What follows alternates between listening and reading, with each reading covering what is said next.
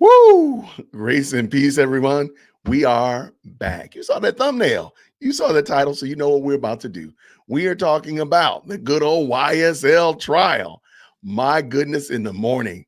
Today, the sequel was so much better than the original. Man, today was actually a really good day. And I'm not saying that simply because they ended early, not saying that at all, but because I believe Judge Whitaker showed us her hand. I believe she showed us exactly where she's going to go. Now, again, I learned my lesson. I stopped talking to the bookies in Vegas. I'm no longer betting on this trial because I lost everything on this past week. So no longer betting. I'm just speculating. I think we know what she's going to do. I almost have an idea. I feel pretty confident we know what she's going to do on Friday. But again, we don't bet over here. So, and please understand, I'm only joking. We were never betting in the first place. But I want to thank everybody for stopping by. Thank you so much, Shannon, in the building. Good to see you. Grace and peace. I love it to see you. Foster Cathead, thank you so much. Becky's here. Thank you as well for stopping by. Donna's here as well. My favorite, Mandy, is in the building. Thank you so very much. And thank you again, everybody, real quick. Mandy, I had to run today to go to the girls' school, and Mandy came through and managed the live stream remotely while I was gone, and she did an outstanding job.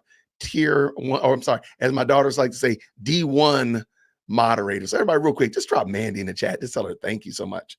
We appreciate her. Just to let her know we thank her for putting in the work to help keep this channel moving in the right direction and being amazing, because she was doing an outstanding job. Thank you so much.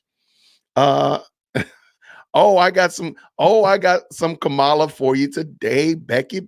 I got some Kamala for you. Don't you even worry about that. I got something good you can share with your friends. It's going to absolutely solve all the people's biscuits. Have no fear. Have no fear. Cathead is trying to insinuate that they know what I'm talking about. Oh, I don't think we're gonna get to Monday. I'm telling you that right now. I stand on that one. I don't think Monday, if we get to Monday, it's gonna be a very different day. For sure. No question about it. It's gonna be a different kind of game. For sure. Good to see you, Texan. Always good to see you. All right. So I want hold on 1 second. 1 second.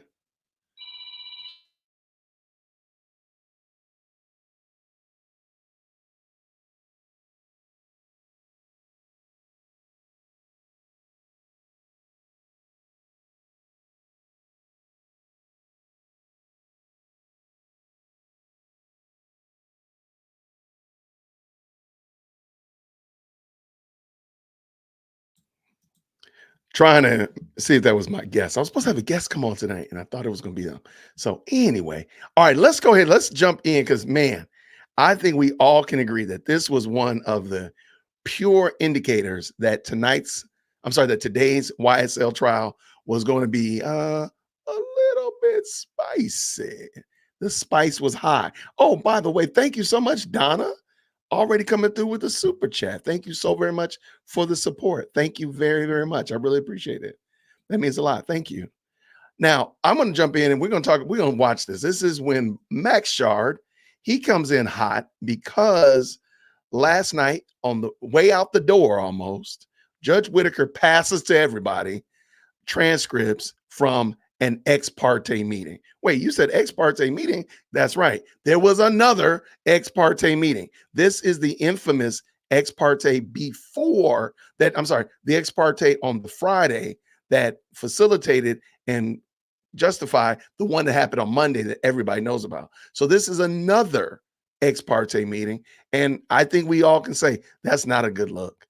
That is not a good look. So they pass on the transcript from that ex parte to everybody as they're walking out the door almost on yesterday. Max Shard comes in today and he is on 10. He comes in on tilt because he is mad. He is fit to be tied. And so let's listen to what Brother Max had to say. Shout out to all the Ball brothers. I'm going to get out of the way. Let's let Max let's let him cook. Let's go, Jason. Your Honor, I'm speaking for myself.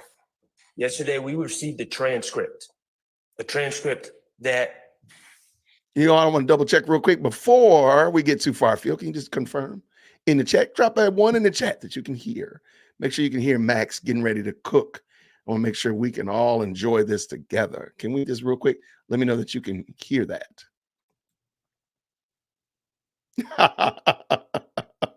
I would have took the call live. It was not about what I thought it was. Everybody can hear. Okay, perfect. Thank you so much.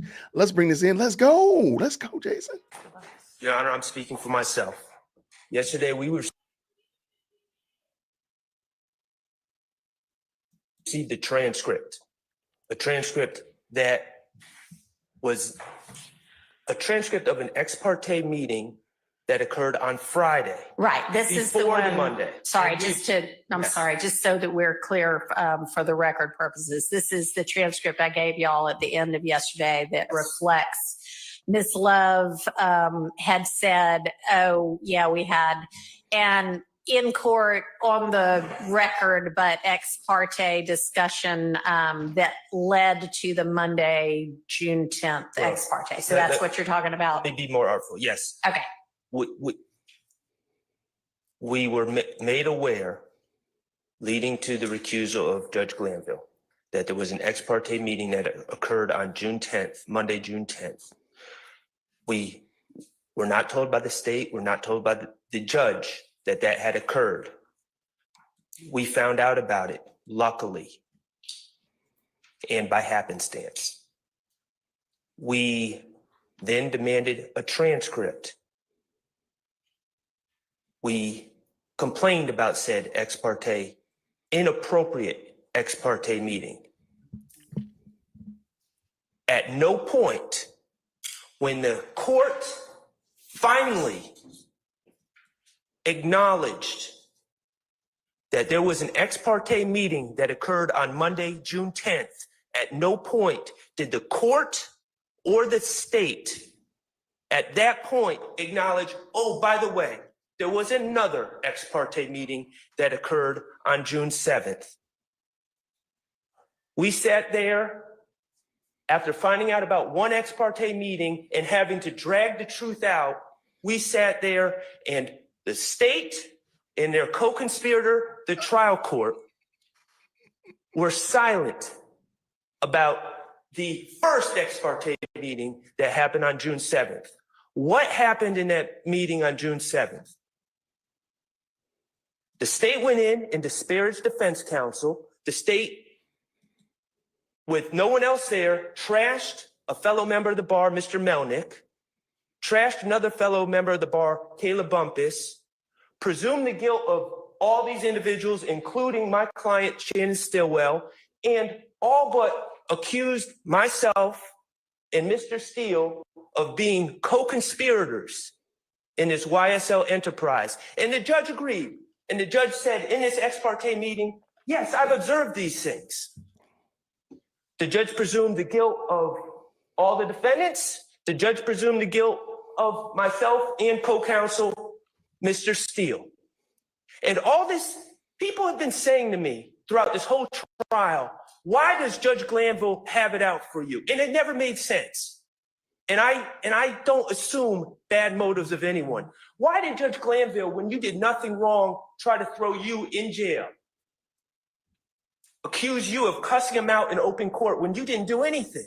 Why does he always tell you, yell at you, tell you to sit down and be quiet? Why does he cut you off at every opportunity?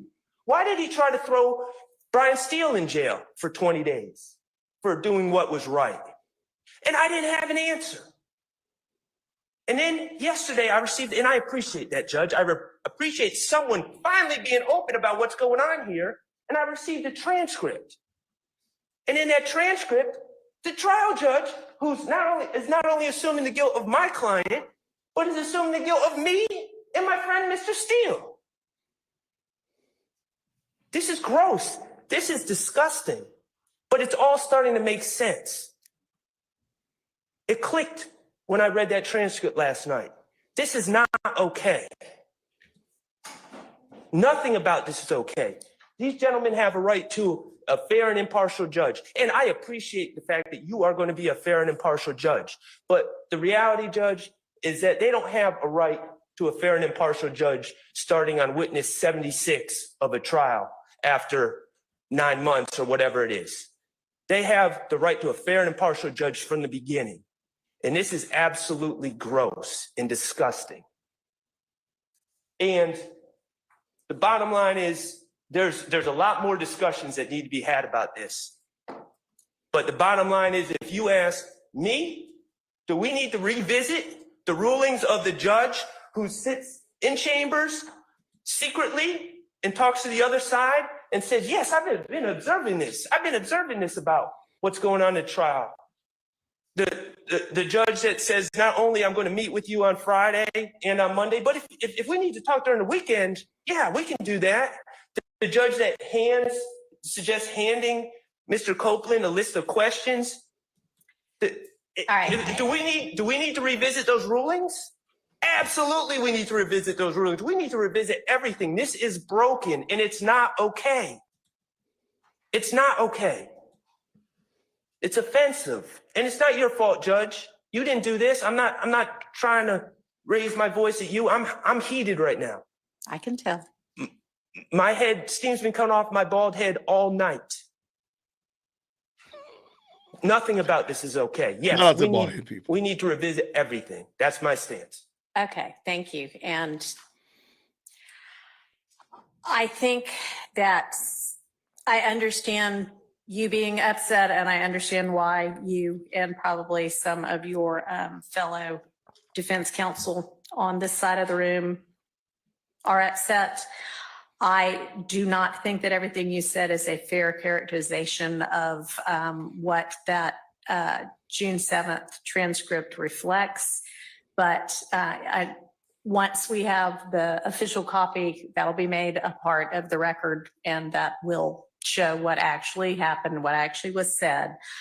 As to any kind of legal error that may have been made with regard to rulings prior to Mr. Copeland's testimony, assuming this case goes forward and assuming there is any kind of conviction, I then assumed that there will be a motion for new trial phase, which at that point I can appropriately revisit things, and then potentially an appeal, at which point those things can be raised. I am considering and reading what y'all gave me yesterday to make a ruling on the substantive matters of that ex parte, and I can consider the June 7th ex parte as well, because I suspect y'all will ask me to do that. And if I determine that that is such, that there was coercion that is unconstitutional or structural error, then I will grant a mistrial. If not, then the case will move forward and we can consider again all of the evidentiary rulings with regard to the videos and audios that might be used with Mr. Copeland, because that's the witness that we are on the stand with right now.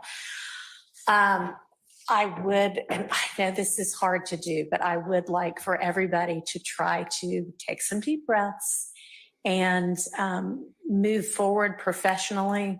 A lot of what y'all are talking about doesn't make it any easier, but it happened a month ago.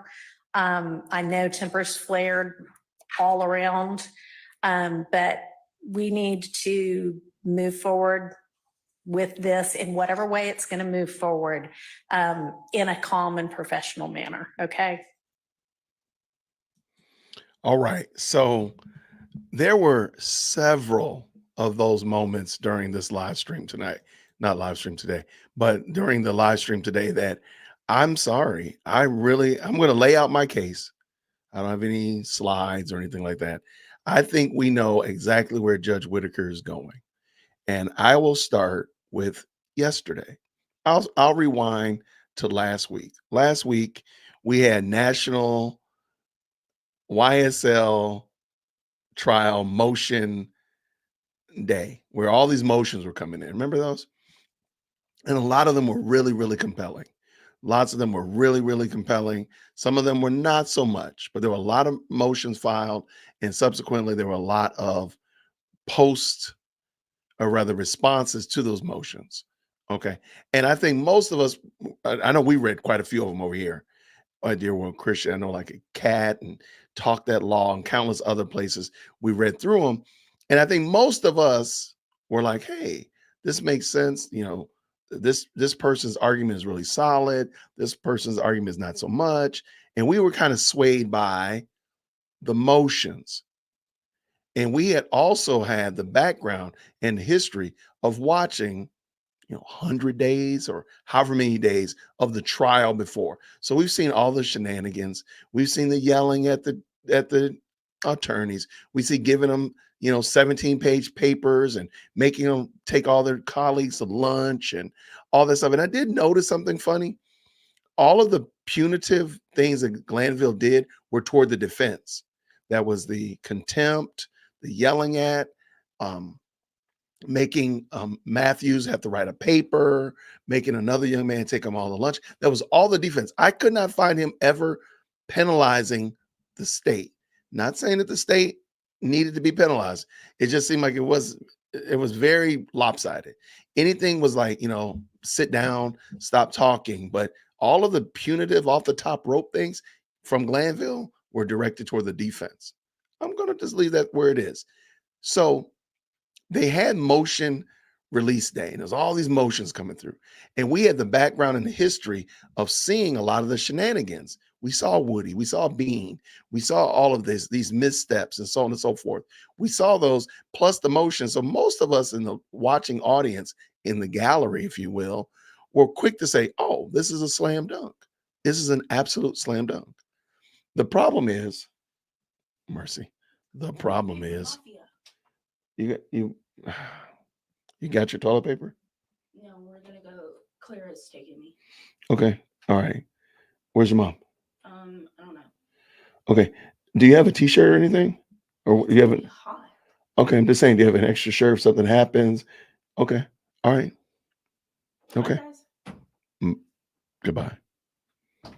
If anybody's new to the channel, I have a rising senior in high school, and they are going to the high school to TP the high school as a senior. This school has a ton of traditions. I've never seen a school with so many traditions. I mean, I went to an HBCU. We got a lot of traditions. They got us beat by a mile. So seniors, the day before school starts, they go and TP the school. So she's on her way with her friends to go TP the school, meet up at the school and TP the school. I digress. So most of us have some background knowledge as well as the motions. And for the most part, I think most of us kind of understood the motions, even though there's a lot of legalese and the such like that. It still could sway us. But for the most part, we understood the motions, and we felt like, hey, this is the way that this motion should be decided. So coming into the first day of trial, which was yesterday, Tuesday, a lot of us were kind of slapped across the face because Judge Whitaker did not do most of the things that we thought she should have done. Now, why was that?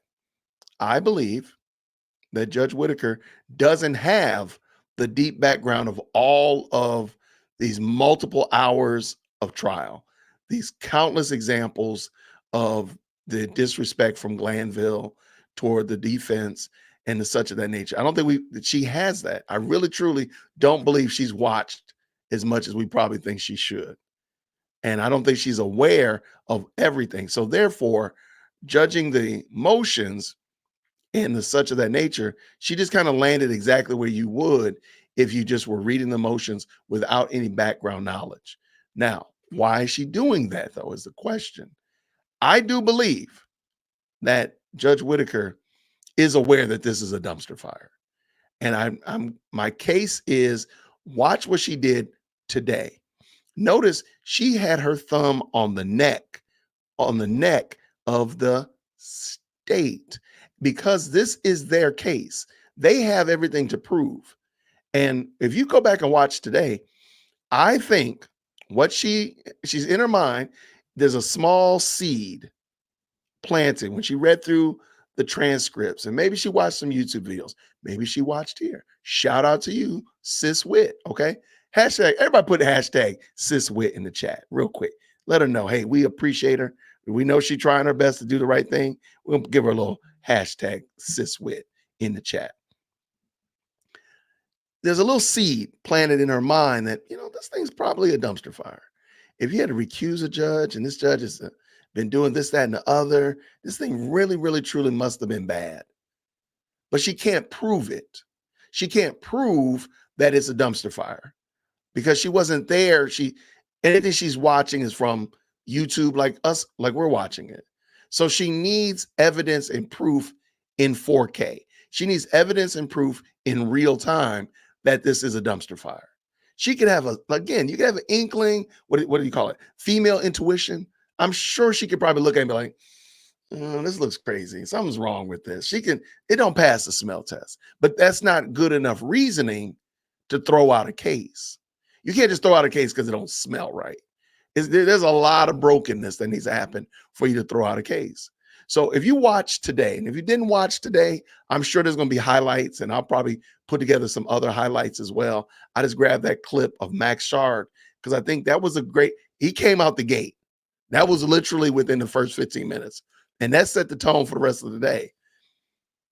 She started putting her thumb on her thumb on the state's case. And there's a point where she actually asked DA Love, do you know what your job is? That's serious. Because any other time, DA Love would never let that go. She got handled pretty handily. There was a lot of scrambling. There was a lot of we're not ready. There was a lot of all of that stuff. So if you go back and just watch, and again, I could be theorizing. I am not a legal analyst. Lord knows I'm not a real lawyer or anything of that nature. I'm just a pre-K law student that just likes to read this stuff and talk about it. If you look at it, you can see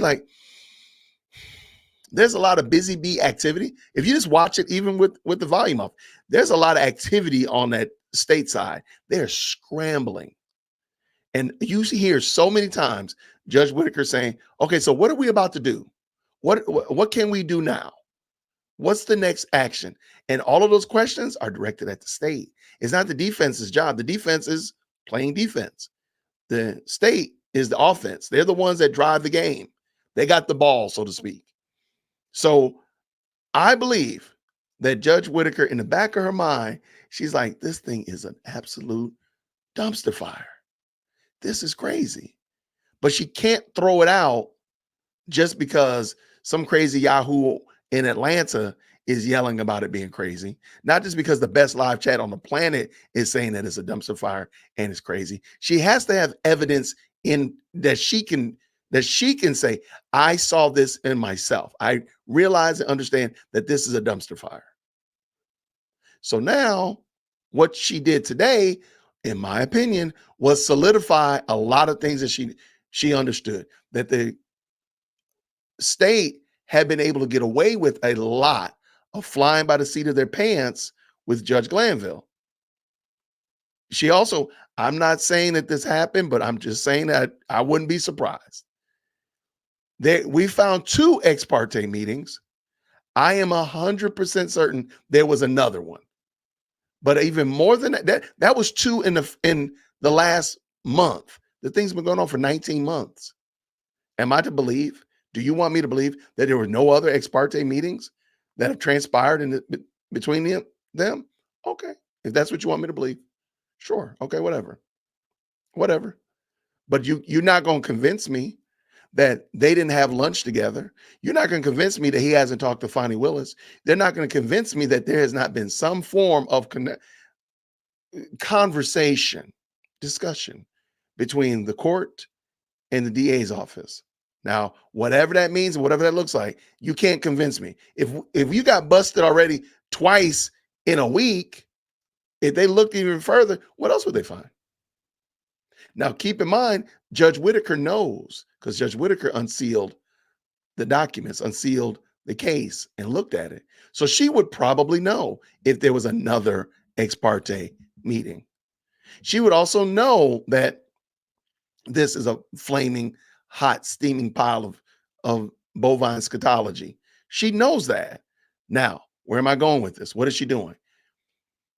I believe Judge Whitaker wants to prove, she has to be able to make sure that if she declares a mistrial, that it can't go to appeal and get overturned. That would be a train wreck. So if she says this is a mistrial, she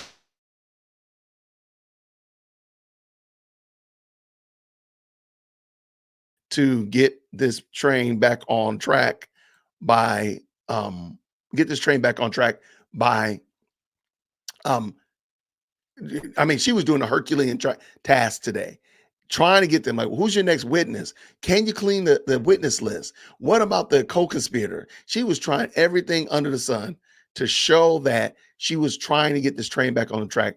But why was the train off the track in the first place? Because the state doesn't have a plan of attack. They're just giving out information. They're just giving out information. And I guess they're just hoping that somebody would remember it. I'm sure if you are a big movie buff, you could probably tell me what happened at the beginning of your favorite movie and how it ended.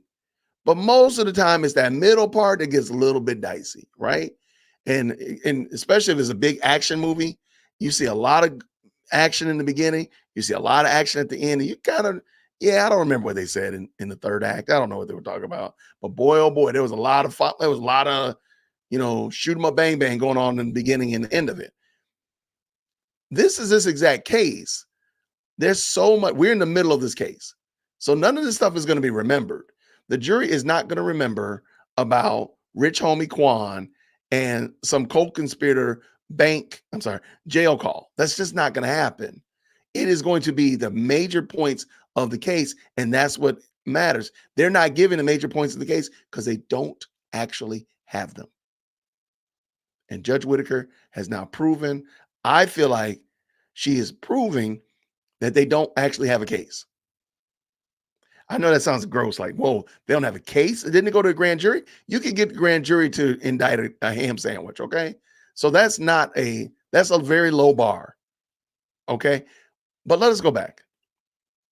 I believe she has told us, and if you go back and listen, she says it a lot. She does not sound, she gives you a lot of options for how this trial is going to go. She says things like, if it goes to trial, if the jury gets this trial, if it continues, however it might continue, whichever way it may look. She does a lot of that. She does way more today than she even did yesterday.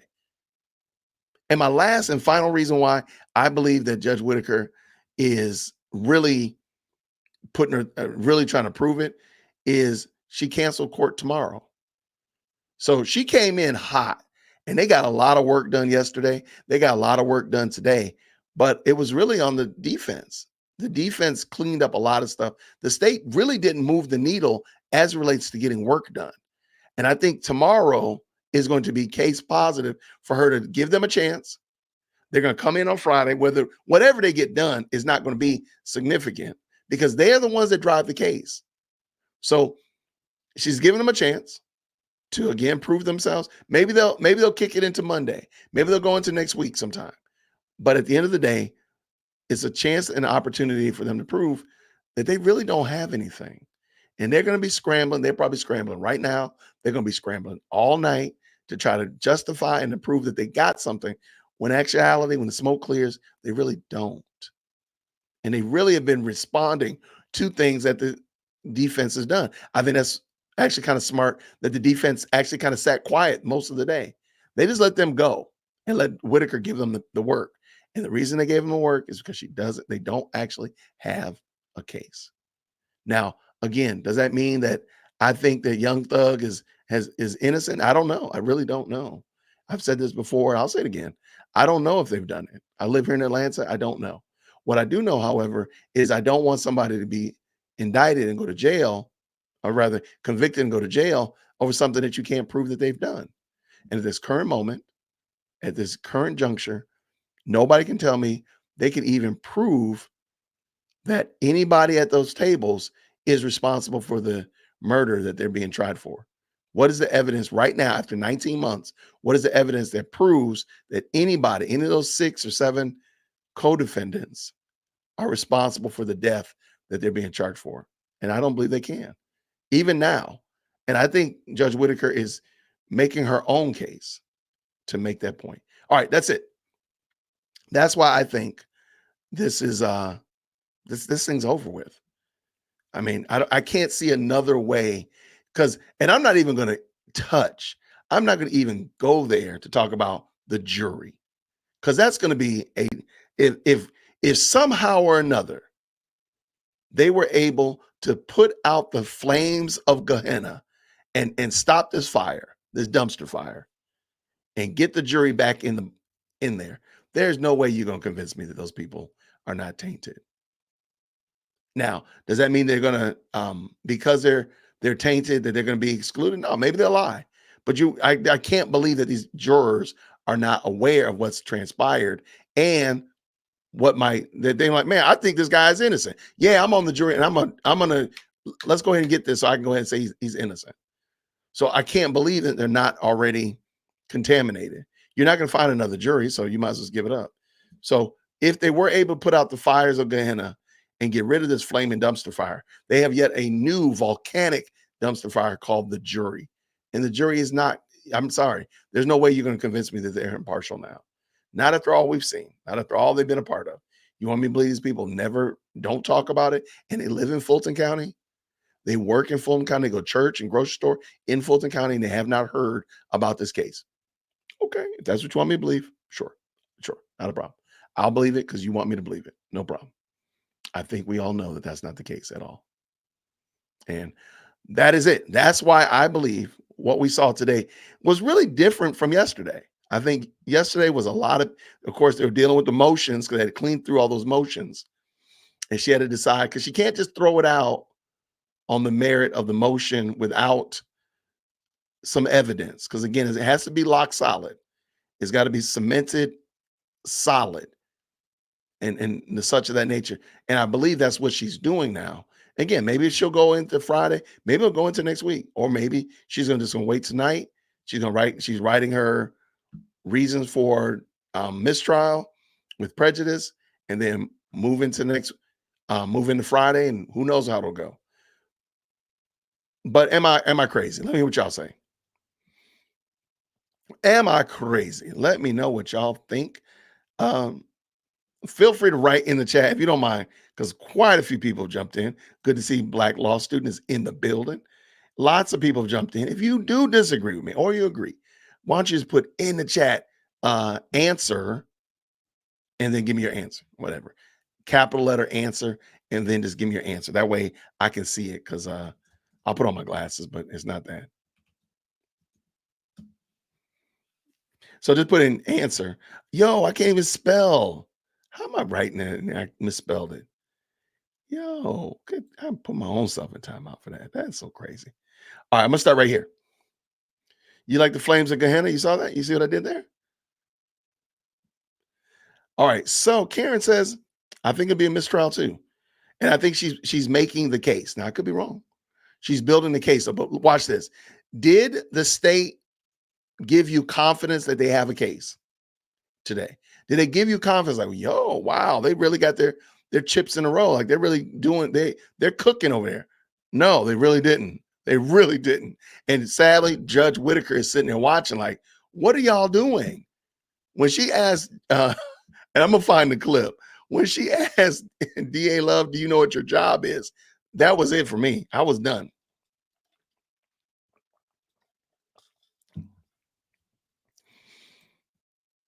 Donna says, no, I think mistrial, but with prejudice. With prejudice. And the reason I say that is because it's the fault of the prosecution. It's not the defense. That's why the defense is sitting quiet. They're not messing with her anymore. They're gonna let them make a fool of themselves. So it's the defense, it's the state's fault. It's not because anything that they've done. I said, truly, I think the defense should have said, we're ready for trial right now. I think they should just call their bluff, because you see the state is completely scrambling. You go back and watch it on high speed and mute, and all you're watching is some frantic people, 2 women and a man, that are clearly not prepared to be in here today. It's really simple. Yeah, I agree with you. I think it's going to be dismissed with prejudice. It's a wrap. Again, I don't agree with it. I would love for it to go to, but it's a trash case. It's not a case that is well. It doesn't even look like it's well planned for. Literally, Judge Whitaker is saying, "What can we work on today?" That's crazy. That's crazy. Yeah, I believe with Nelson, he says, I believe she is setting up for a mistrial. I think she's setting up her case to justify it being a mistrial. Yes, I think it is a mistrial. I'm waiting on punishment from the failure to reveal ex parte meeting until after a month has passed. Let me tell you about that. Because this is now the second one. Am I to believe that those are the first two times, the first and the only times that they've done that? I'm sorry, I can't believe that. I'm not going to give in to that. There have been others. I mean, they joked about talking on the phone on the weekend or conveying emails during the weekend. Okay. I mean, think about it like this. Think about it like this. Because I'm a friendly person, so I have a lot of my coworkers' phone numbers. So I have coworkers' phone numbers from when I first started teaching. So that was better than, yeah, it was 20 years ago now. Okay, when I first started teaching. Is it uncommon now that I have? Is it a lap too far to say I have principals and assistant principals and HR people's phone numbers in my phone now? Because when we started teaching, we were all teachers. And now they've moved on into their fields and careers, and I've moved out of the profession. I have several superintendents' phone numbers because now they've moved up in the food chain. So reason I bring that up is because is it impossible to believe that, oh, we started out as lawyers and now we've moved here. Now I'm, head prosecutor or maybe chief DA or whatever, assistant DA, sorry. And I have a judge's phone number in my phone. That's not impossible. That's not a lap too far to believe. It's not. So that being the case, I'm not going to submit that there's not camaraderie, and I'm not saying it's bad even. I'm not saying it's bad. What I am saying, however, is that they joked about being able to communicate on the weekends. I don't think that was a joke. What does Deborah say? Really, the state couldn't even state the law that was on point. A mistrial at some point. Absolutely. I don't see any other reason why not. The case can be retired. I don't see why not. Yeah, and I mean, she's coming in. Judge Whitaker has completely exposed the state's incompetence. Yesterday, I was thinking, well, maybe Judge Whitaker, because her goal is to become a Supreme Court justice, a Georgia Supreme Court justice. And maybe she's trying to show that she can get this, thing back on track, and I can fix the problem. Because, that's probably a great skill for a Supreme Court justice to have, that he or she is able to get a crazy off the road trial and case back on the road and bring it into safe harbor. That would be amazing. But also, I think it's clear maybe a talent needed for a Supreme Court justice is being able to properly ascertain that a trial that was a mistrial, that was deemed a mistrial, was properly deemed as a mistrial. And maybe this is giving her the skills and ability to prove, like, yeah, when I'm sitting on the bench and somebody brings a trial to me and say it was wrong that this was deemed a mistrial, I can say, no, I can see exactly why this was a mistrial and it was the right thing to do, or maybe it was the wrong thing to do. But I think that's what she's doing. Again, I'm just hypothesizing. I'm just theorizing. I like to hear what y'all are saying, and I appreciate it. Let's see what you got. What is Red Jacks? By the way, thank you so much, Red Jacks. I appreciate your comments. I thank you for joining us. You've been giving some excellent comments, as have been many other people as well. Actually, all of y'all have been giving great comments. I just recognize that you're somebody new to the channel, so thank you so much. I believe feels she has to keep this train going by any means necessary. Okay. I'm only going to challenge you, Jax. What did you see today that gave you confidence that the state is able? Because again, the state is the one driving this case. She's just the conductor or the referee, but the state is driving the train, the game. They're the ones that push the activity. What gave you, is there anything that you saw today that said, oh man, they are competent. They are going to bring this thing into, I could see if there was missteps. I could see, but she literally said at one point, she wants 30 witnesses in a block. You need to get 30 witnesses. I don't think they even have 4 ready. For her to say 30, and these people probably don't even have 4 ready. When she said, okay, let's move past Mr. Copeland. Who do you have next? It was literally crickets for a moment. And then they start talking about somebody with all this jail call stuff. I don't think they have anything. I believe Judge Whitaker probably wanted to bring it, get it back on, the 18-wheeler got a blew out tire, and she tried to keep it, back on the road before it runs off the curb. I got you.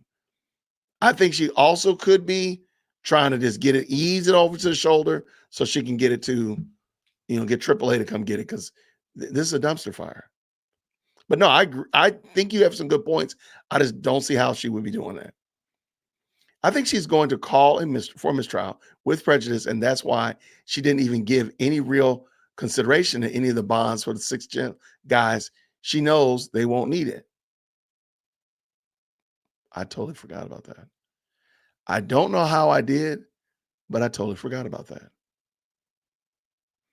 I'm going to rewind time. I'm going to rewind, have editor Jason rewind this and insert this into there.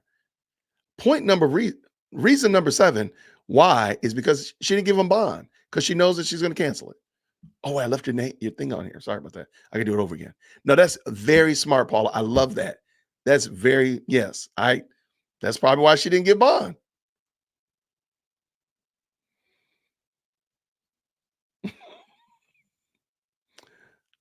What does Audrey say? Audrey, well, thank you so much. Mistrial for sure. This whole case, star witness is Woody. Did we even talk about that? Do we need to talk about the fact that your entire case is not built off of a Sunday school teacher?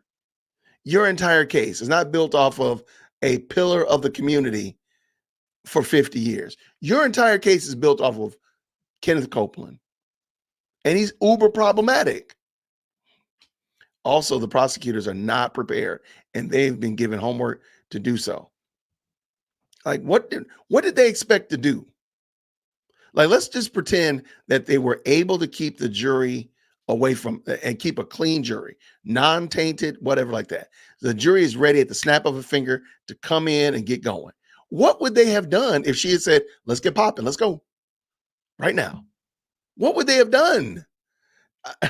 Scramble and look, which way did it go? Which way did it go? I can't think of anything they would have done positive. What does Vernon says? Vernon Thomas says it's 3 meetings with the biased judge and push mouth Hilton and shower face love. Sylvia knows is 3. There's 3. See, that's what I'm saying. Like, I'm telling you, we already found 2. It won't be long before we find out that it was 3 or 4 or 5, or I don't know. But yeah, that's problematic. Thank you so much, Mandy, for stopping by. Thank you so much.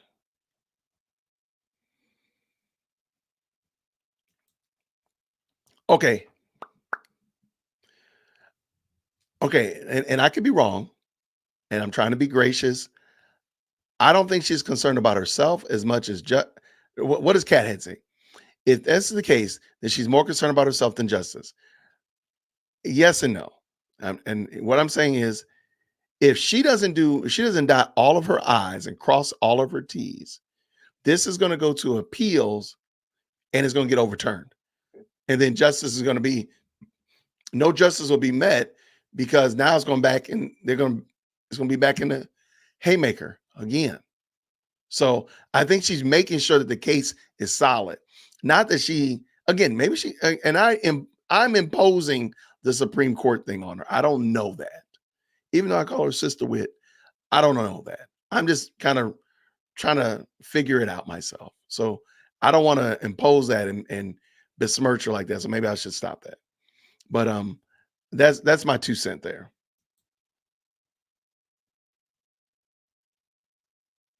Yeah, Love was speechless a lot of tonight because I think she realizes that this ship is sailed. This ship is gone out of the harbor and there's no way to bring it back. I don't see how she can. Yeah, I don't see how Love is going to rescue this. L- Deborah says judge gave them day off so they could get work done for Friday. Let me ask you a question. Who needed to get work done? Who? It wasn't the defense. They are responding and reacting accordingly to the offense, which is the prosecution. So who needed to get the work done? Prosecution. And who is it that has had better than 10 days? Because Judge Whitaker said it several times. Y'all have had time. Why are you not getting this done?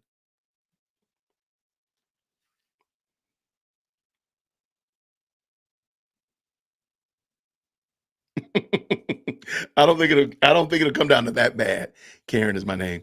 Maybe she's trying to give Love and Hilton enough rope to where the court deputy has to take them into custody. Who knows? I don't think it'll get that bad. I don't think they're that. I think they're just incompetent and they're not able to. I don't think that they're able to properly prosecute this case, in my mind.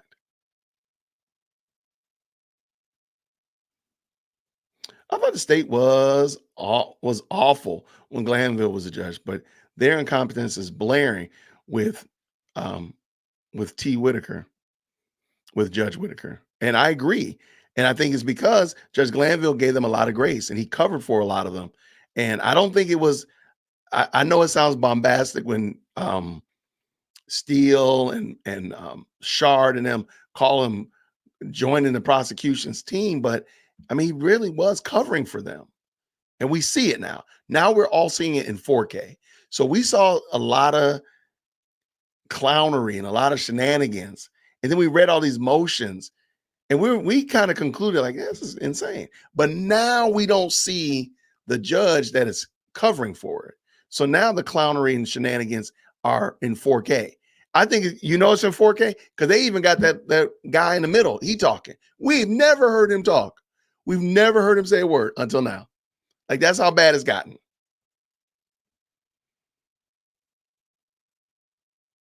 Right. And Kyrie is perfect. That's why she said, I don't know what y'all thought we were going to do. Like, yeah, like what did you think was going to happen in here? I see, that's what I'm saying. I think. And Red Jacks comes back and said the case is trash. Clear a mistrial, in my opinion. I think inside pressure might push her to go against her instincts and judgment. Okay. Right. It's not the state's case. I'm sorry. It's not the defense's case to prove. The state has to prove it. And they've not proven anything. And it's been 9 months. They've not proven anything. I mean, at this stage of the game, can somebody point to me who it is that's on trial that is actually the gunman that killed Big Nut? I mean, at this point in the game, I'm questioning whether or not Nut is dead. Okay. Like that's how crazy this case has gone. Like maybe he's not really dead. Maybe they didn't. I mean, that's how bad it is. That's how bad their actions have been. So all I'm saying is they've not done a good job at all. I do know the man has passed away, and I'm just being facetious in my approach. So no disrespect to somebody who's passed away. I have a very weak case, Audrey says. Yeah, I'm holding out zero hope that the prosecution is going to come in on Friday with something that they can do right then. If Judge Whitaker says right now, the jury is right here, let's go. I guarantee they will not have any work done.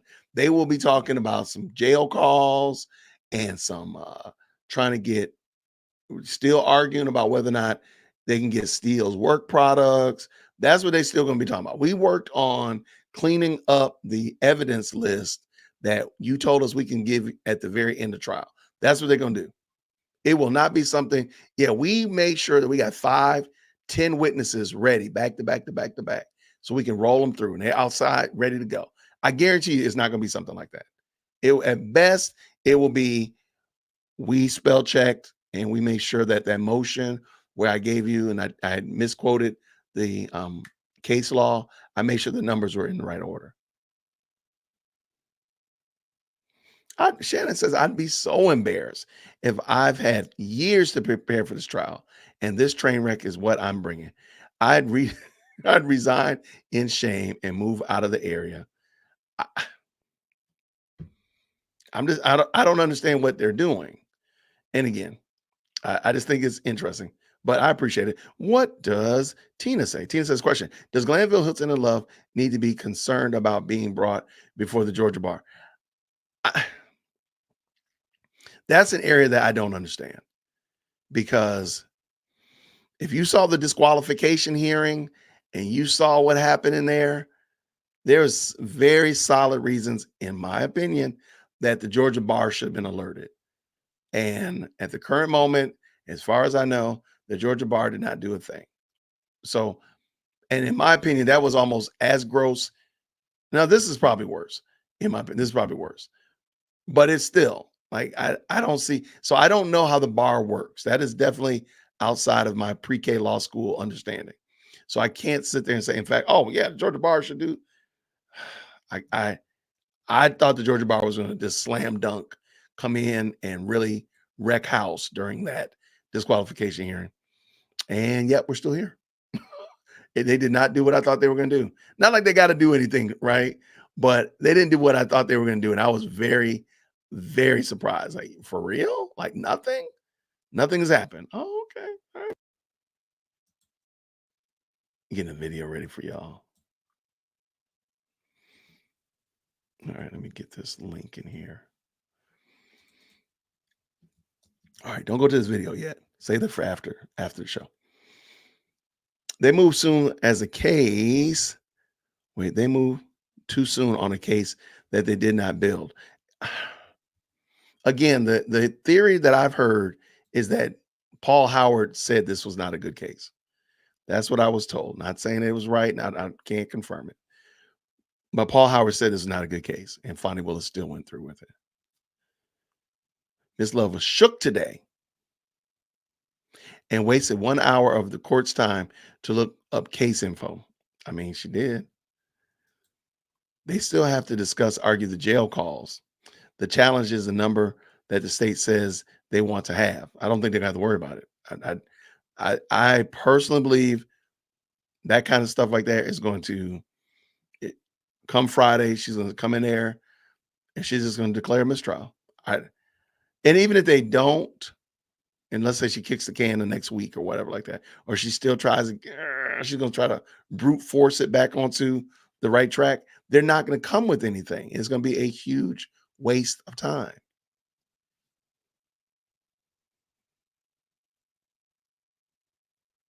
I know the state is used to doing absolutely nothing, Paula. I actually know for a fact Fulton County State employees are lazy. I used to work there for the Department of Transportation as a consultant.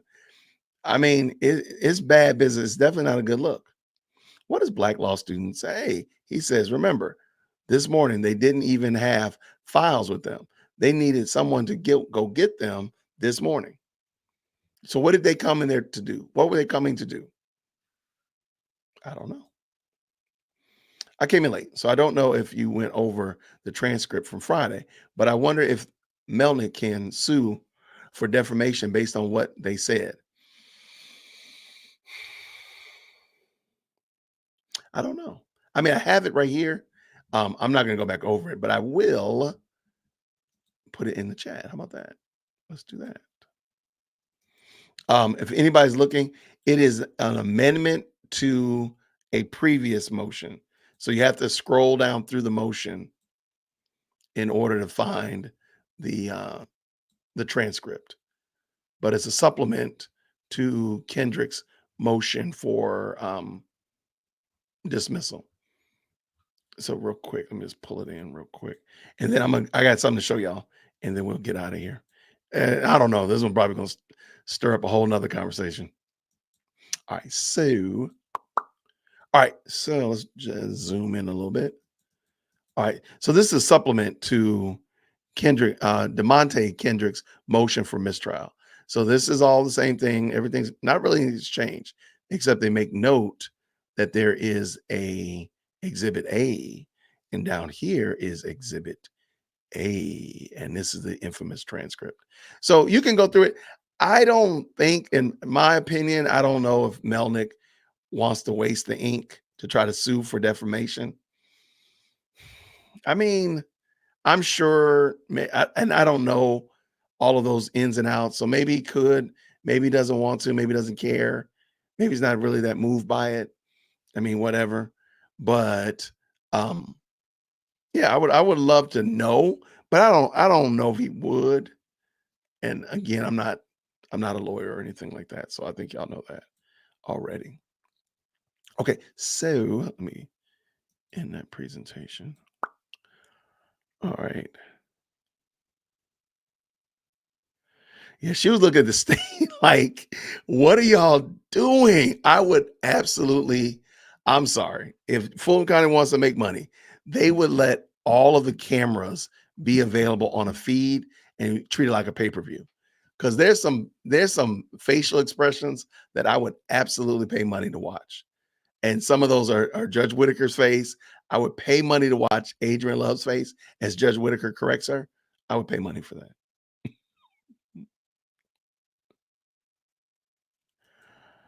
What would cause Glanville to go out like this? He's the top judge that was well respected. I have no idea. I have no idea. Yeah, I don't have an idea. And I would love to know, but I have no idea what will cause him to do this. But I mean, the more and more and more, because think about it. If he had if he had not had that ex parte meeting on the infamous one on Monday, we would have never learned about the one on Friday. Or maybe we wouldn't have. Maybe we could have. I don't know.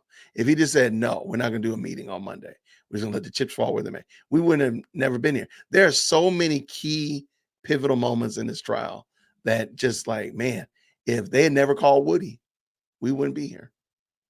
Like literally, we would not be having this discussion. It would be a whole different game of cheese if they had not called Woody.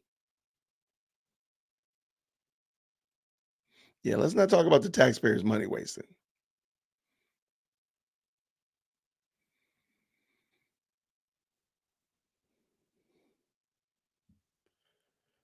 Yeah, I think what's this?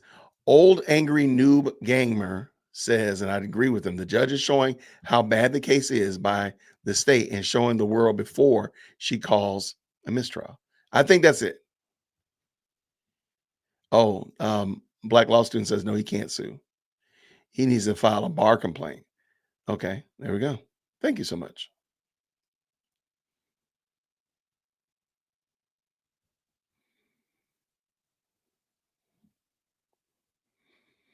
I have no idea.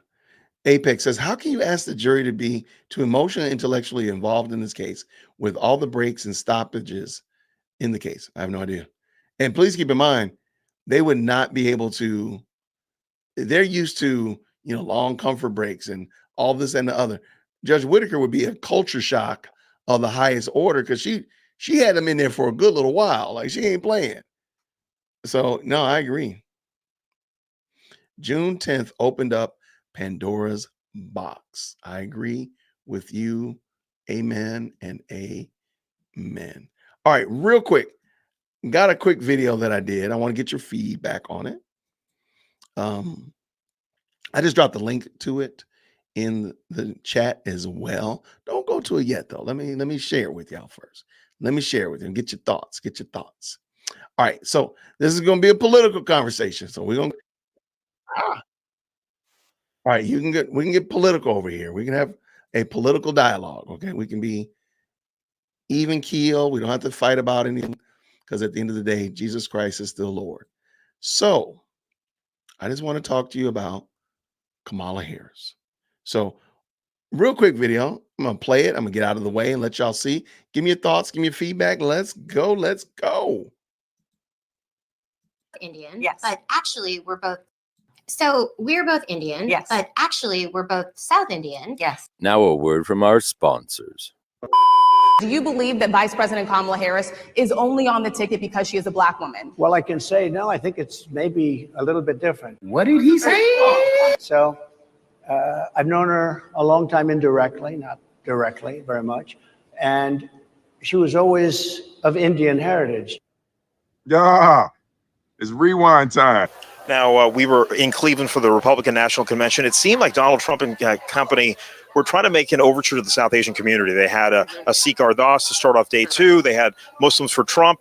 What, if anything, is the Democratic Party trying to do to get South Asians involved in this party? Yeah, well, the Democratic Party for a very long time, not just this election cycle, has been doing a lot of active outreach around South Asians, around the API in general, and will continue to do it. I mean, what we know in particular when you're talking about the South Asian community, we're talking about the Indian community more specifically, it is a growing community in the United States in terms of its voting bloc, in terms of its participation, and I think the party knows that and knows that this is part of our collective community, and there needs to be outreach and inclusion. And certainly you could become the first Indian senator in U.S. history, which would be quite an accomplishment. Not good.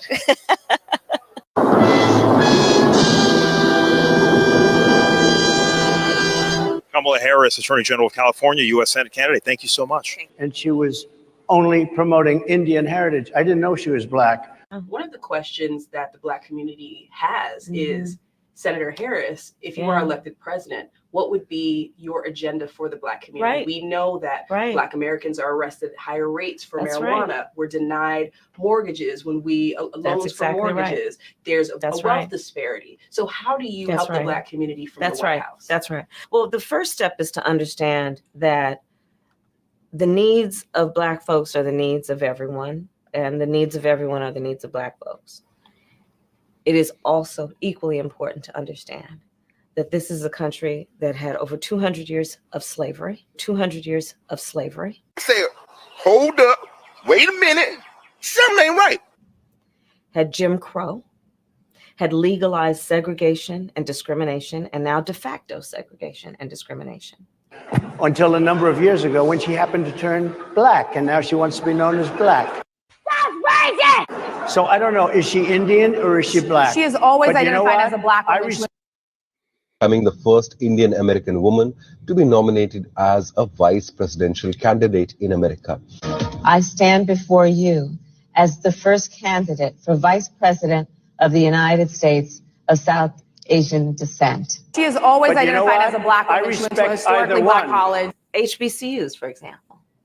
I am a proud graduate of Howard University. I respect either one, but she obviously doesn't because she was Indian. I stand before you as the first candidate for Vice President of the United States of South Asian descent. All the way, and then all of a sudden she made a turn and she went. So here's what I want to know. Okay. Is it respectful to call, like, I should be calling you Senator Harris, right? No, you should not. That's not on my birth certificate. Okay. Call Kamala? Yes, please. Okay, because the Indian in me, I feel like my parents, Just my don't dad call will me- watch this. Just don't call me auntie. Just don't call me auntie. Just don't call me auntie. Okay, I won't call you auntie. They'll be like, how could you call her by her first name? She's worked so hard. Okay, so what we're going to cook today Okay. is an Indian recipe. Yes. Because Yes. you are Yes. Indian. Yes. You are Yes. Indian. Yes. You are Yes. Indian. Yes. Okay, and I don't know that everybody knows that, but I find that wherever I go and I see Indian people at the supermarket, on the street, everyone's like, you know, Kamala Harris is Indian, right? It's like our thing we're so excited about. Yes. You are Yes. Indian to have you running for president. Yeah. So we're both Indian, Yes. but actually we're both South Indian. Yes. So we're both Indian, Yes. but actually we're both South Indian. Yes. Um, You look like the entire one half of my family. Okay, thank you. You do. Yes. You are Yes. Indian. I've been telling people You we're do. related already, Yeah. so this is perfect. It's basically true. And so were you raised eating South Indian food? South Indian food, lots of rice and yogurt, potato curry, dal, lots of dal, idli. Yes, Italy. That's a deep cut. Okay, so what we're cooking today is Right, Marlon. So I know how to make a mean pot of greens. In fact, people used to ask me to make greens for them for Christmas. One year, I had so many that I had to wash that we ended up washing them in the bathtub. So I am not playing around. She became a Black person. Just to be clear, sir, do And you I believe think, that I think she is somebody should look into that too when you ask. Like so many other holidays, we will be celebrating Kwanzaa a little differently this season in our home. You know, my sister and I, we grew up celebrating Kwanzaa. Every year, our family would, and our extended family, we would gather around across multiple generations, and we tell stories. The kids would sit on the carpet, and the elders would sit in chairs, and we would light the candles, and of course, afterwards, have a beautiful meal. South Indian food, lots of rice and yogurt, potato curry, dal, lots of dal, idli. Yes, idli. That's a deep cut. Okay, so what we're cooking today is. That one didn't age quite so well. And now back to your regularly scheduled program. All right, my good people, I need your feedback. Oh, this thing's still playing. Sorry. I need your feedback. What do y'all think? What do y'all think? Am I doing too much? All right, let me see real quick. I hate identity politics. I agree. My only point in making this video was to point out the fact that I do hate identity politics. When all you do is feast at the table of identity politics, this is what you get. You end up getting a Indian woman cosplaying as a black woman and having black people pretending like they don't know this, because this information is all on YouTube. Everything I got in that video was from YouTube. All right, what do we got here?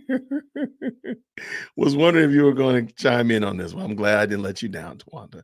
I'm glad I didn't let you down. Okay, I'm dying. Okay, he cracks me up. Okay, what's going on, Shar? Thank you so much. Too funny. Oh my word, this is hilarious. I'm glad y'all like it. Okay, great. Because auntie is a black word. Okay, I've heard other people say it. Now, I've heard other people groups say auntie, but I mean, I think we don't have to part ways on that for sure. I'm glad you enjoyed it. Thank you so much. Audrey says funny but facts. There we go. Trump makes some good points, but he can't be the messenger. He lacks the tact, amongst other things. I kind of agree with you. I've had a little. I had some feelings about that whole exchange he had where he was actually talking about that I used in the clip of him talking about Kamala. I had some feelings about it, but that's beside the point. Oh my goodness, she's probably never ever cooked, let alone cooked greens. You know what I would love to know? I would love to know what does the Indian community actually think? Because I mean, they're very proud of her when she was running as senator. You see clearly that they said she's the first Indian American senator from California. You actually used to be able to do the Google search and type in first American. Let me see. All right. First Indian American senator from California.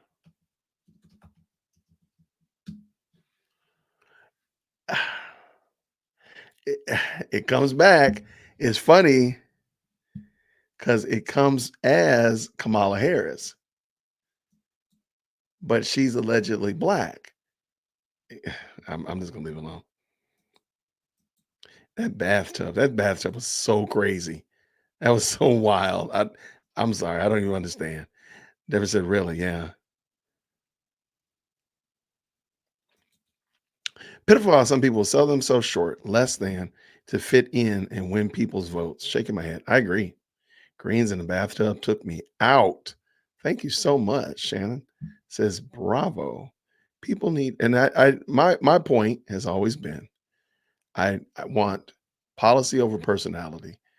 If your policies are good, and I do believe that, sure, there could be some policies that maybe benefit one people group above another, but it should not benefit one people group above another at the expense of the other people group. So example being a bill or a policy that strongly encourages marriages and men staying with their wives and wives staying with their husbands. Now, there are people groups that would really, really benefit. It would be a blessing if they flipped the welfare situation on its head and said, if you're married, they changed the dynamics that strongly encourage marriages and people to stay married. There are people groups that would really be a blessing to, but it wouldn't hurt another people group. That's what I mean. But if you do something like reparations, I do disagree with reparations. There's no basis for it. Catch me outside if you really have a problem with it. dearwokec@gmail.com. Reparations benefits only one people group and causes a lot of harm to other people groups. And dare I say, it also causes animosity between all the people groups. So that's not a good policy. So a policy that ultimately benefits one people group at the expense of another is a bad policy. A policy that could benefit all people, but maybe helps one more than another as an unintended consequence, that's a good policy. I'll continue.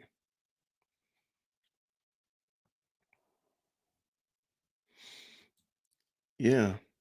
Gloria says that she's all things to all people, whatever it takes to win a vote. No black mama would allow washing vegetables. And I that was a joke. Literally, that was a joke. I honestly have no idea. I never would have thought somebody would honestly say that they wash their greens in the bathtub.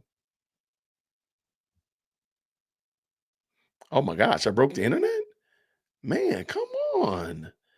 Give me that. Give me my broken internet award. I'll take it. Thank you so much.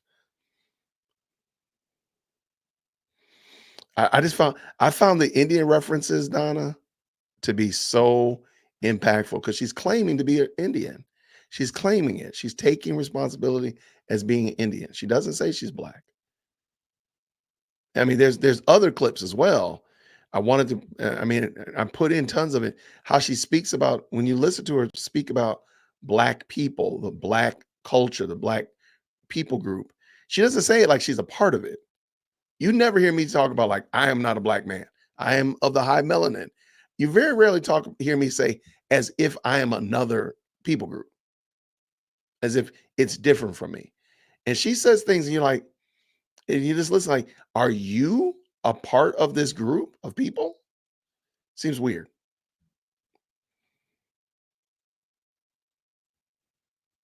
If you're not true to yourself, I can be true to an agenda. Yikes. I agree. Nobody should ever wash green. Can't we all do, you know what? I think we can get everybody to agree. Red and yellow, black and white, tall, short, male, female. I think everybody can agree. You do not wash greens in the bathtub. I think you know what? We have brought world peace, at least for a few seconds, that everybody can agree you do not wash greens in the bathtub. There we go. We brought peace here. That's what we do here at Dear Woke Christian. In the comment section, in the chat, we done brought world peace, y'all. We done brought world peace for a few nanoseconds. Everybody can agree you do not wash your greens in your bathtub. You just don't.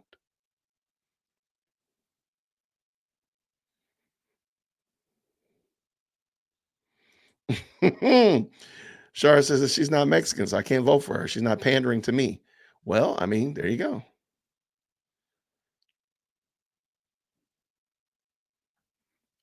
Again, if we just require policy over personality, because my next one is going to be all of the pandering that they do.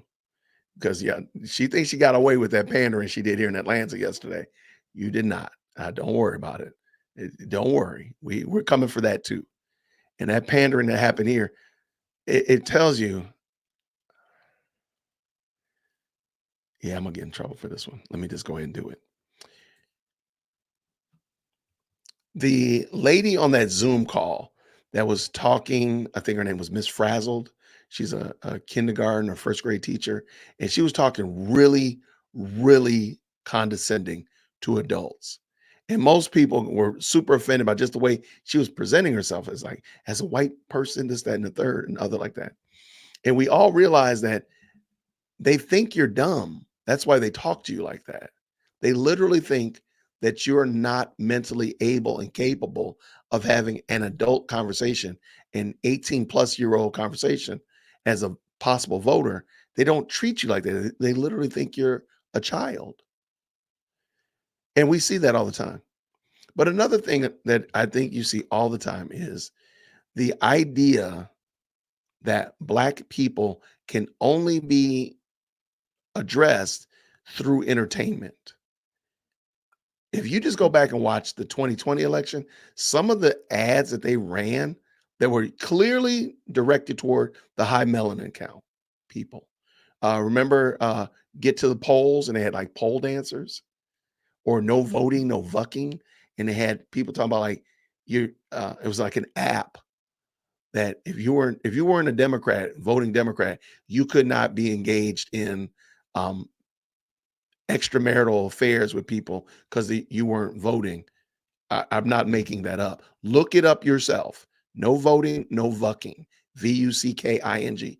This is what they think about Black people. This is what they think. They think Black men are hyper. That's all we think about is with our janks. And the only way it's insane. So the fact that she had Meg the Stallion, matter of fact, okay, my name is Jason, dearwokec@gmail.com. Please make sure you email management and let me know how terrible I am. I really appreciate it. When Kamala Harris got up to introduce Meg the Stallion at her rally yesterday, please remember she called her Meg.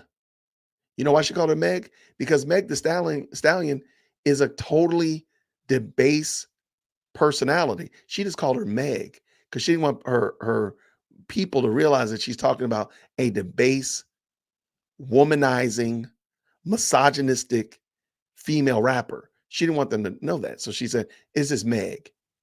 See, that's how you know. She's aware of her debauchery. She's aware. DearWokeC@gmail.com if you disagree. You know where to find me.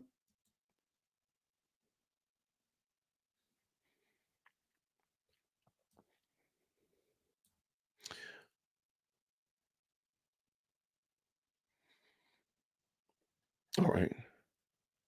I don't know, Slick. I reached out and I have not heard back. So I'm sorry. I don't know where Ebon is. I was here. I'm here. No, he never came on.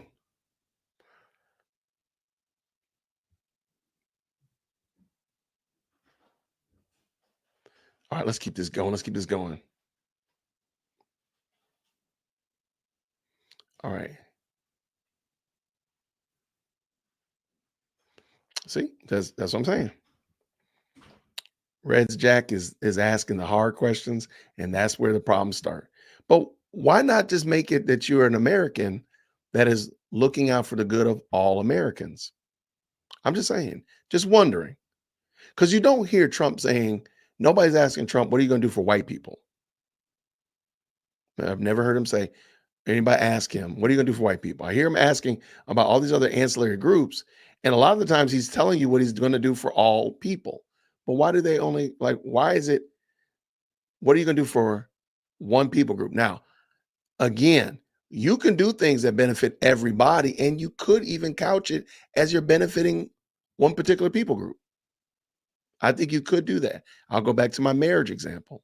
You can say, yo, I'm trying to build strong Black families. So we want them to be, because we believe that having good families is going to be what's the pillar of the community and really help the community by having husbands and wives in the same household raising children. You can say that, but is that a disadvantage for white people? What about Hispanics, Asians, other people groups? Everybody benefits from that. So if you do a bill or have a policy in play that helps build strong marriages, nobody's at a disadvantage. So why not do that? Because they don't care about that. They ultimately don't care. They're more racist than anybody that they claim is racist. My name is Jason, dearwokec@gmail.com. I respect your opinion on reparations, honestly. How do you feel about the Jewish community getting theirs and communities getting theirs? I disagree with all of those. Reason being, well, let me say it like this. The other communities and the communities you're talking about are the Jewish community and the Japanese community. Both of them receive reparations of some sort and shade or color soon after the war. So it was literally that generation or one generation removed. Is that fair? What are we talking about? To me, I think truly the reparations argument for Black Americans of former slaves and all that kind of stuff like that is a carrot that they just keep out there to keep securing votes. Because at the end of the day, how do you prove that? How do I prove that my ancestors were slaves? And then how do somebody who's less melanated prove that their ancestors were actually slave owners? They make it seem like everybody in America was a slave owner. That's not true. They make it sound like every African was a slave. That's not true either. So again, how are they going to figure this out? That's how you know it's not really, they're not really about some level of bringing something, bringing somebody, making something right that was wronged. They're not. They're just literally carroting it. I know Rachel Dolezal is pulling out her afro right now. The black community humiliated her for what? Usurping black heritage. But it's okay because there is an agenda. I agree, Gloria. There you go. I like it. That's so cringe. The Cherokee Indians and Blackfoot Indians in me can't stand her trying to identify as a different race. That suits her needs. I agree.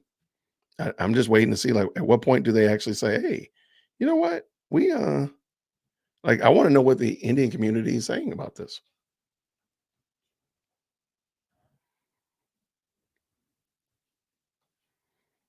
Okay, let's see what Karen says. The Washington Examiner on July 31st, 2019 quoted her, "I'm black and I'm proud of being black. I was born black and I will die black." Okay, not a problem.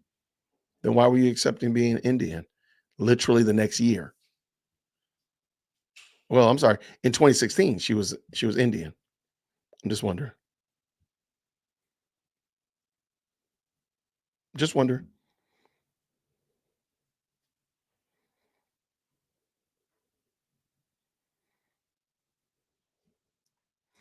And here we go. Beloved son of AMA. Blessings to you, DWC, and to the chat. There have been multiple other ethnic groups that have received reparations. It helped them build their communities and businesses according to that race. Okay. I disagree with that, though. There isn't a logical reason for reparations outside of the fact that you just want that you want to, again, I call it money laundering. You want to money launder somebody else's resources. And hear me, I'm open to being wrong, but I'm not.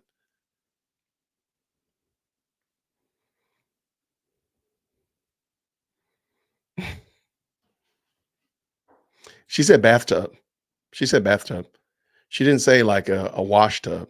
Because I could give you a wash tub. I can probably be willing to give you a wash tub. Like the tin, that aluminum thing. I could probably give you that with a little bit of movement. But she didn't say that. She said a bathtub. And I'm not, there's no way you're going to convince me that Kamala Harris had access to a aluminum or tin wash tub. I'm not here to believe that. Yeah, she mentioned there were like 4 or 5 rappers, Rashid, that were there, that were endorsing her. I think it was Quavo and again, Meg the Stallion and several others. And to me, it seemed like she seemed to move around that name really interesting. Go back and watch. I'm sure y'all have seen it on Twitter and other places. Like, oh, that's what y'all think about us. That's what gets people to excited about voting. Not policies, not principles, but whether or not somebody's twerking. Gotcha. Okay.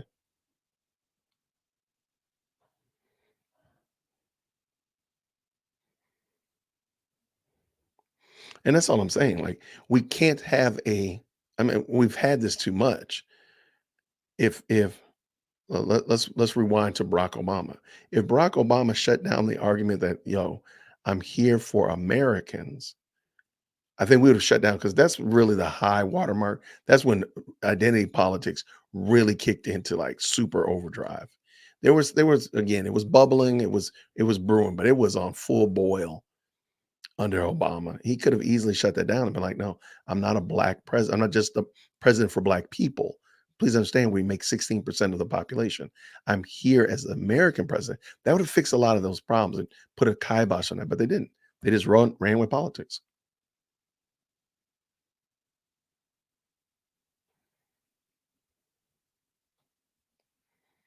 Okay, let me make sure I didn't. Yeah, I was supposed to have a guest come by, and I had not heard from him. Yeah, never heard from him. So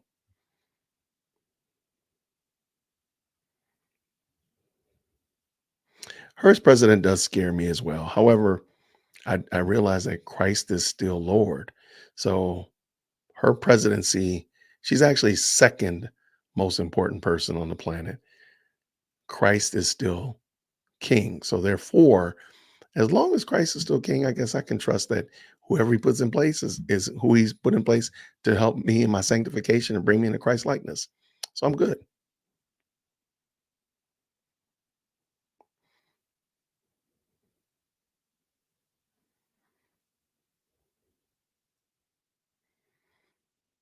Okay, let me see. Lots of conversation. Good conversation back and forth. I love the conversation.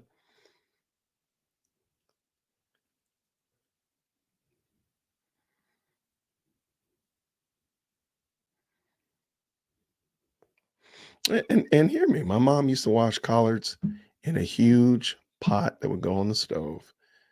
We have two of them now, and at no time do we ever consider washing them in the bathtub. Let me address this real quick. Vanessa says she went to an HBCU and she belongs to a predominantly black sorority. Let me ask you a question. I'm a Morehouse graduate, class of 1999, the house.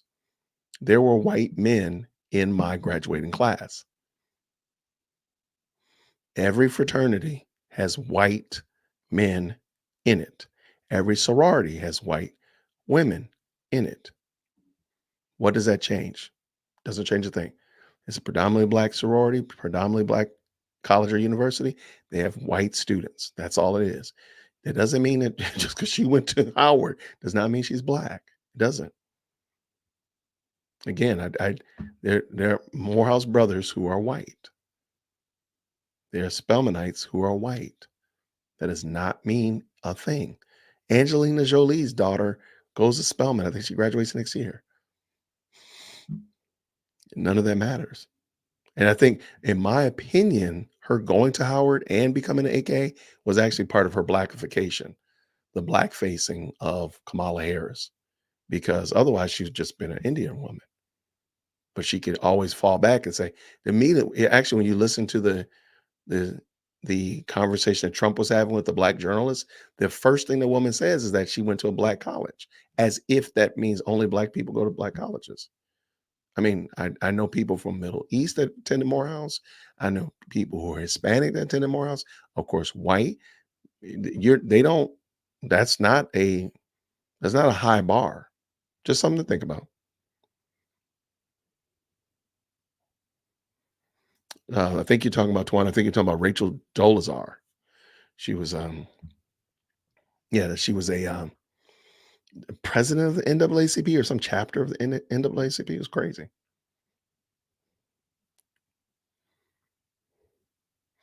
And I'm fearful of this right here, Rashid, because she's reaching for the young urban votes. The influence of the hip hop community is powerful, and politicians are aware of it. I hate that that's what they think about them. That's what they think about the young voters. The young voters are not concerned about gas prices. Young voters are not concerned about the job market or anything else. They're just concerned about whether or not Meg Thee Stallion is still able to shake her derriere, and there is the support. Yeah, Shannon says it right here. My white friend attended an HBCU. I know tons of them. Y'all are killing me with these greens. She can know something about her culture because they're around her, but she's just not a black woman. That's it.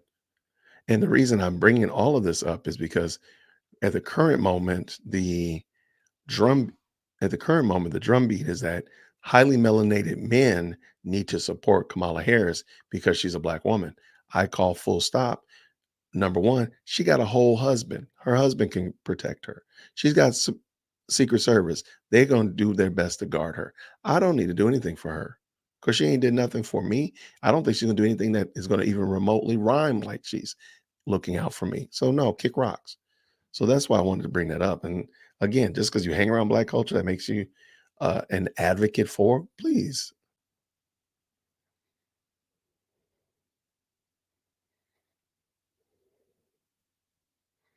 Okay. Well, okay. Let's go with it. Being from the Delta Mississippi cotton picking land, we do use bathtubs for preparing large meals. I'm just being honest. Okay. Let me ask you a question. Do you think that's what she experienced?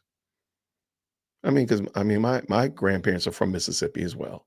And I'm sure, I'm positive I could have asked my grandmother and she probably would have told me a conflicting story than what I've said so far. But do you really want me to believe that's what Kamala Harris did? I'm just wondering.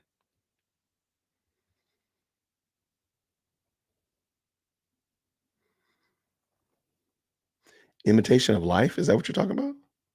Okay, The Imitation is the name of the movie. The Imitation. I don't know that one. She used Howard, to learn blackness. That's why her version of blackness in American culture is not Caribbean. There we go. See?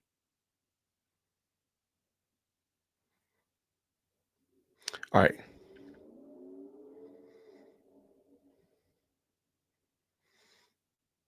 Yeah, that was it.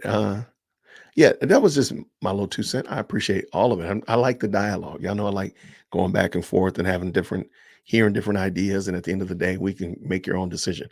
I'm not telling that I'm right. I think I got my finger on the pulse. But hey, I'm willing to be wrong. If you think I'm wrong, you know where to find me, dearwokesy@gmail.com. I do want to thank y'all so much. This just a recap, going through the YSL trial has been crazy. But I really do appreciate each of y'all that have come check it out when we're doing the live streams during the day, if we do a recap, whatever like that. Thank you so much. It means a lot to me to know that y'all find value in this because again, I'm just a guy that's learning. I'm cheating, I'm texting lawyers and I'm asking questions while we're watching it. So I'm over here trying my best to give you all the best content possible. And you all coming to check it out means a lot. I really do appreciate it. And then of course, I want to talk about a little bit about this election. Lots of stuff going on in this election. I think it would be very fun to talk about. So I appreciate y'all come and check it out today. All right, what did I miss?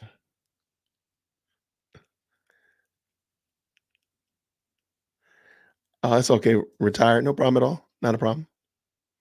Ooh, gonna pick up a vehicle, automobile. Just had to clear that up. And hear me. I totally understand. I do believe that there are situations and such like that. But if she had said wash tub, I probably would have got with her. But she said bathtub. And I'm sorry, there's no way I just can't get with that one. I just can't. But I love it. And this is what retired says. What does retired say?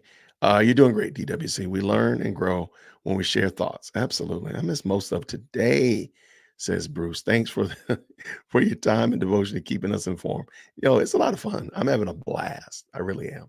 But tomorrow there is no YSL tomorrow. So what I'm going to do actually is I have some videos coming up. So I'm probably going to drop quite a few videos tomorrow to kind of clean out the vault. And I actually have somebody who wants me to do a project for them. So prayerfully, that'll be a good project and be a good opportunity for me to venture out into some new things. I'm looking forward to telling y'all about it. So I'm gonna spend the day training with them on that, but we'll be back on Friday to go through the actual trial. Will be back in session and all that kind of good jazz like that. So that is the plan, Stan. Prayerfully, no surprises, but who knows, right?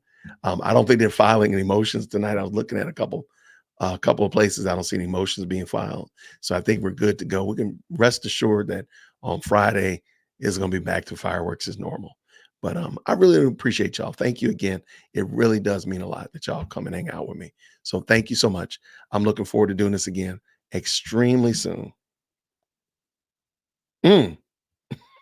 Apex coming in hot like a biscuit. He said the Black Kamala Harris has allowed millions of illegal immigrants that Black people will have to compete with for jobs. And also, might I also add, not only jobs, but also social services. So look in New York, they are drowning. Look at Chicago, they are choking with the amount of immigrants that have come up. I'm sure Wisconsin up there, the Michigan area as well, they're probably really struggling with the amount of people, not just jobs, but just social services, because they've built their backbone off of providing services. And yeah, it's getting wild up there. So pray for them. Pray for them that they'll that wisdom will prevail, and that smart decisions can come into play again. Like I'm totally for immigration, just legal immigration. That's it. So everybody, thank y'all so much. I appreciate y'all. Let's get at it again real soon. Everybody, thank you so much. I'm looking forward to seeing you again, Lord willing, real soon. Take care, everybody. Grace and peace.